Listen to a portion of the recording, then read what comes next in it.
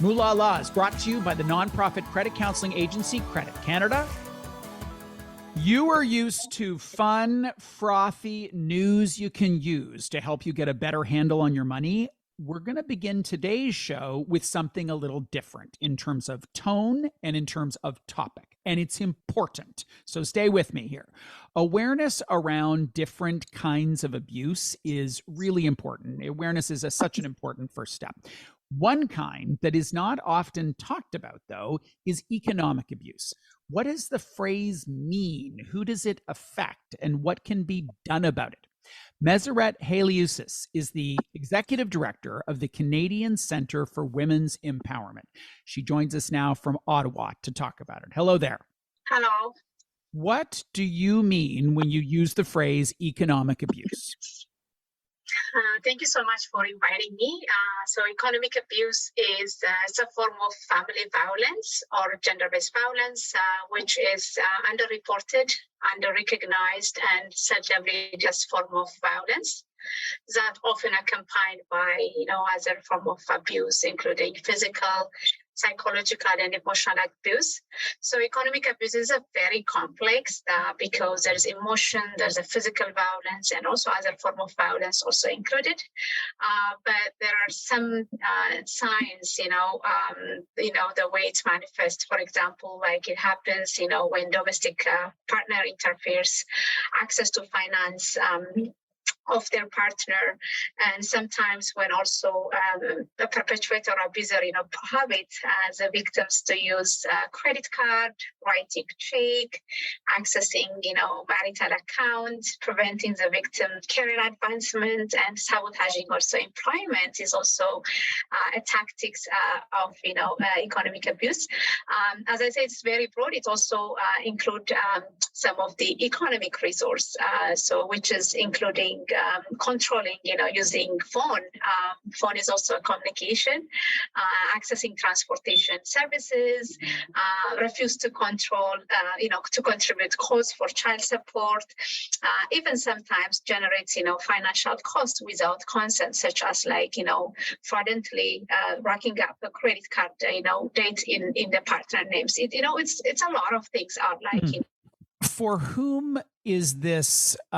Who is the most vulnerable to economic abuse? Because when we think about physical abuse for women in relationships, I know, and the data would say that can present in households far and wide and at all levels of the income environment in this country. When it comes to economic abuse, is it clustered towards particular income groups, or what have you learned on that front? So from our even research and from our day-to-day work, this is a hidden form of violence. It affects everyone with regardless of your social class, but women who come from Black, Indigenous, and gender diverse community, newcomers, refugees, they are highly impacted by financial and economic abuse because of the systemic barrier. And also we believe that economic abuse is a systemic problem in our society, which we are severely lacking the infrastructure to address. When you say it's systematic, what do you mean? Yeah, so one of the challenge for survivors of gender-based violence to leave the abusive relationship is, accessing, economic resource. So in this situation, perpetrators deliberately women finance. So finance would be the critical barrier to leave that situation. So unfortunately, we don't have a very strong systems and policy and then program in our financial institution. So what we have seen is when a woman if facing such form of violence, they prefer to run to the bank or, any financial institution to access those kind of services. So what we heard even recently, some of our financial institutions, they don't have a trauma-informed, violence-informed, even customer care. So this is one of the systemic barriers. The other is many women who have gone through such form of violence, they don't have a good credit. Their credit is destroyed by the perpetrator. So it's very hard for them to secure an apartment.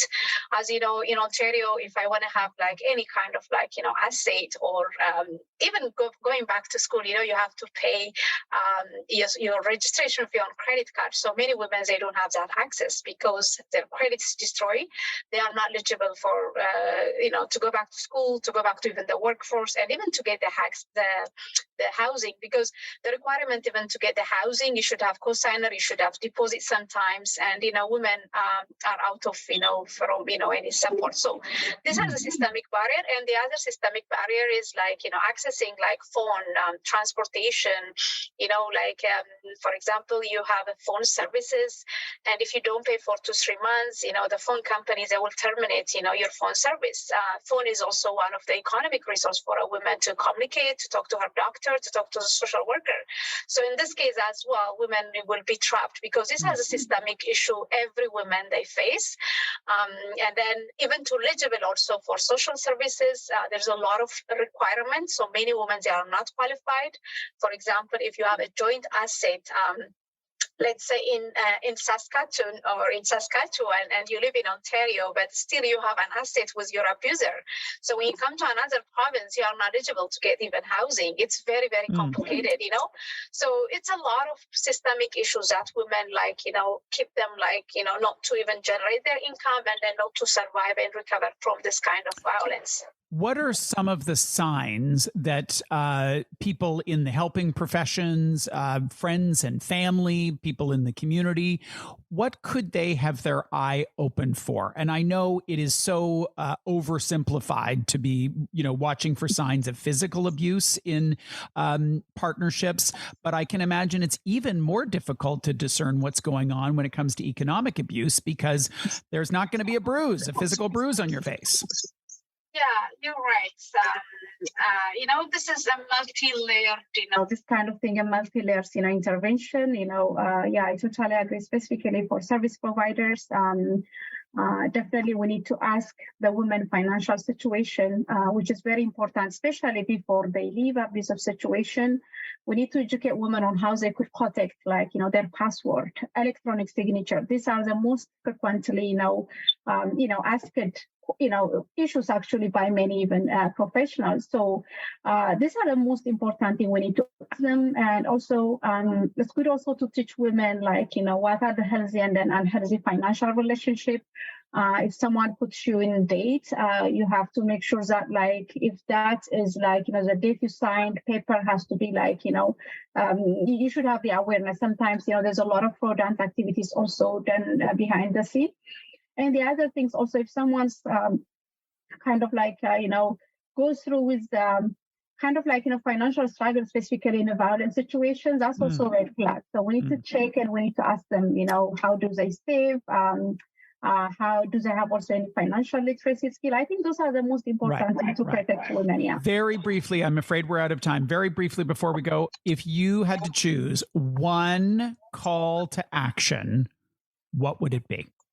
So my call to action to end economic abuse across Canada, definitely more than ever, policymakers and advocates, private stakeholders, they have to come together and then address this issue. This issue is not only a social service issue or government issue. This is a business issue. We talk about economy all about business. So I would like to, ask all leaders, specifically leaders among financial institutions, hydro and then electronic companies, those agencies who provide also other services like essential service for a woman, they should have a plan and policy and a program as well for survivors of gender-based violence. So these are the most important thing. And we learned it also from many other countries.